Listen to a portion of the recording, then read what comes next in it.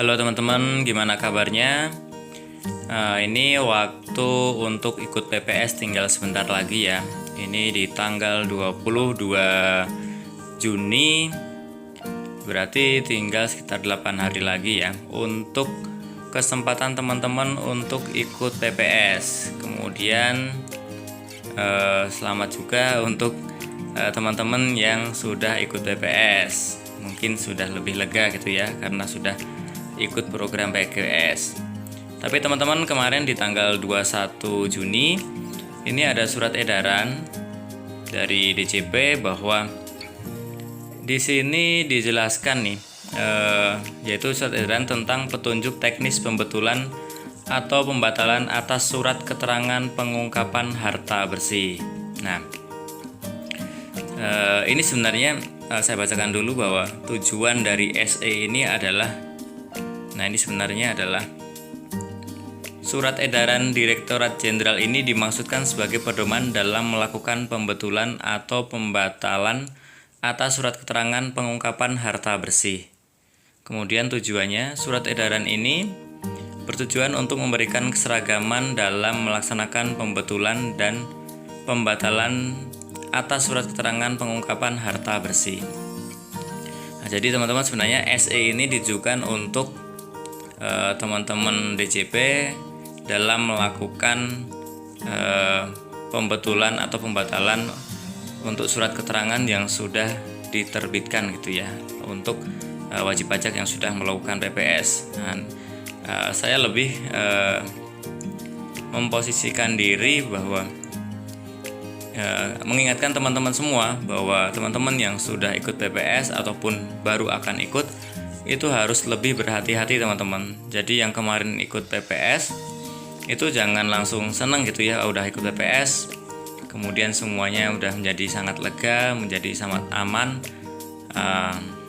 Itu belum tentu teman-teman. Kalau teman-teman sudah melakukannya dengan data yang sebenar-benarnya, data yang sinkron dengan data yang dimiliki teman-teman di JP, memang itu hal yang sangat melegakan, hal yang sangat memberikan memberikan perlindungan, kepastian, kenyamanan dalam perpajakan ya. Tapi untuk teman-teman yang kemarin ikutnya karena tujuan tertentu, atau mungkin memang sebenarnya tujuannya baik tapi datanya mungkin agak asal-asalan, nah itu teman-teman harus hati-hati. Bisa saja teman-teman DJP nanti melakukan pembetulan surat keterangan yang sudah kita terima ataupun bahkan membatalkan teman-teman. Nah, di SE ini dijelaskan beberapa hal yang menyebabkan bahwa surat keterangan yang kita terima itu bisa saja dibatalkan ataupun hanya dibetulkan. Nah, ini saya bacakan beberapa paragraf saja teman-teman. Nanti teman-teman bisa download nih SE-nya ini, linknya saya simpan di deskripsi ya. Teman-teman silahkan download sendiri untuk baca lengkapnya. Contoh ini di nomor 3 nih, saya bacakan ya.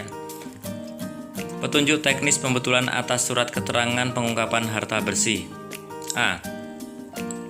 Pembetulan atas surat keterangan sebagaimana dimaksud pada angka 2 huruf E dilakukan dalam hal terdapat kesalahan penulisan dan atau kesalahan perhitungan dalam surat keterangan berdasarkan data yang disediakan oleh Sistem Informasi Direktorat Jenderal Pajak. Nah, ini teman-teman ya. Salah tulis aja teman-teman bisa dapat dilakukan pembetulan SKT-nya gitu. Jadi teman-teman harus hati-hati gitu dalam menuliskan keterangan di formulir SPPH-nya ya. Itu harus teman-teman tulis dengan sangat hati-hati, dengan sebenar-benarnya, karena teman-teman di DJP punya data pembandingnya. Kalau tidak sesuai maka bisa saja nanti ada surat pembetulan ataupun bahkan surat pembatalan. Kemudian yang B nih, pembetulan kesalahan penulisan dalam surat keterangan merupakan pembetulan atas kesalahan yang tidak menyebabkan penambahan atau pengurangan pada nilai harta bersih dan atau nilai pajak penghasilan final yang diungkapkan. Ini ada yang pembetulan itu yang tidak merubah tidak merubah nilai yang laporkan ataupun PPh-nya ya. Yaitu contohnya misalkan salah nama, salah NPWP, salah NIK, alamat, dan lain-lain. Kemudian juga ada kesalahan di elemen data pada surat keterangan. Tapi ada juga pembetulan yang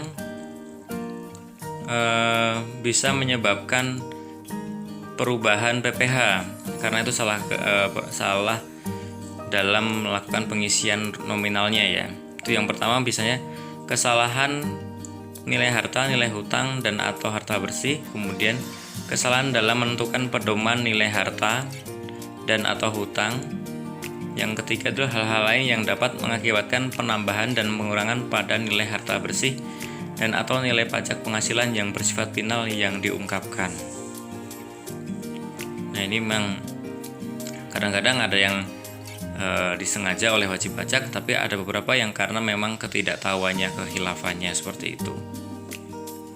Nah, berdasarkan data kesalahan penulisan dan atau kesalahan perhitungan yang disediakan oleh sistem informasi DJP, KPP melakukan penelitian. Jadi kalau yang teman-teman sudah ikut PPS, kemudian datanya itu tidak sinkron dengan data yang sudah dimiliki DJP, maka akan dilakukan penelitian, teman-teman. Jadi yang sudah kita ikutkan PPS itu tidak dengan begitu saja diterima kemudian semuanya menjadi beres ya. Itu nanti akan ada penelitian jika tidak sinkron datanya. Itu salah satu poin-poinnya ya di SE ini. Ini contoh kita baca yang F. Penelitian sebagaimana dimaksud dalam huruf D dilakukan dengan cara. Nah, ini cara-caranya ya. Kalau misalkan kesalahan penulisan itu, mereka yang pertama membandingkan data identitas wajib pajak dalam surat keterangan dengan identitas wajib pajak yang sebenarnya. Kemudian yang B membandingkan elemen-elemen pada surat keterangan dengan elemen-elemen data yang sebenarnya. Kemudian yang kedua ini kalau kesalahan perhitungan, yaitu membandingkan nilai harta pada surat keterangan dengan nilai harta yang dijadikan pedoman untuk menghitung besaran jumlah harta bersih sebagaimana diatur dalam pasal 3 ayat 4, pasal 6 ayat 4 PMK 196 tahun 2021, yaitu PMK tentang PPS itu sendiri. Ini sampai ke bawah ini masih sama. Jadi intinya pedoman mereka adalah SPPh yang kita submit dengan data yang sudah mereka punya gitu. Kalau ada sesuatu yang berbeda, itu pasti nanti akan dilakukan penelitian untuk dilakukan pembetulan. Jadi kurang lebih seperti itu. Jadi teman-teman harus hati-hati dalam ikut PPS ini. Jadi teman-teman yang sudah ikut, kalau memang merasa ada yang belum pas, silahkan lakukan pembetulan ya. Atau teman-teman yang baru akan, ini juga lebih hati-hati, harus diisi sesuai data yang realnya. Jadi kurang lebih seperti itu teman-teman.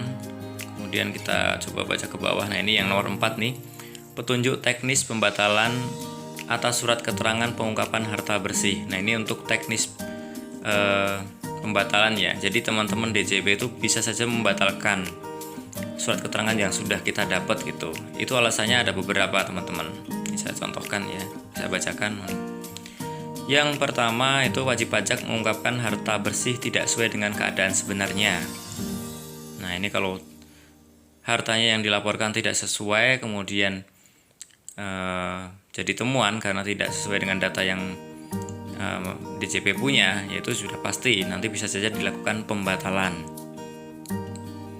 Kemudian tidak sesuai dengan ketentuan sebagaimana dimaksud pada pasal 2 ayat 4, pasal 5 ayat 1, pasal 5 ayat 4, pasal 7 ayat 1 di PMK 196 tahun 2021. Kemudian juga karena wajib pajak tidak memenuhi persyaratan. Kemudian yang keempat ini, wajib pajak tidak sengaja melakukan pencabutan SPPh sehingga diterbitkan surat keterangan sesuai dengan pasal 12 ayat 5. Ini maksudnya mungkin tidak sengaja salah klik gitu ya, harusnya semuanya sudah betul tapi ternyata salah pencet gitu, akhirnya malah dia mencet pencabutan SPPh gitu.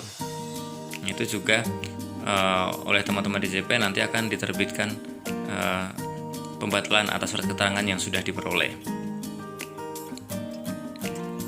Oke, ini jadi kurang lebih intinya di surat edaran ini nomor 17 tahun 2022 ini yang baru terbit kemarin ini. Intinya teman-teman sebisa mungkin ikut PPS dengan data yang sebenar-benarnya, dengan data yang valid gitu ya, karena teman-teman DJP itu punya data pembandingnya.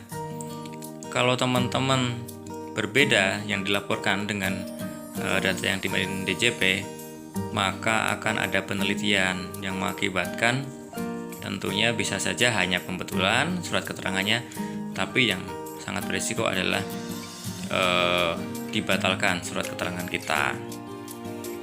Oke, mungkin itu saja yang bisa aku sharingkan terkait surat edaran yang kemarin terbit ini. Teman-teman untuk lebih jelasnya silahkan dibaca-baca.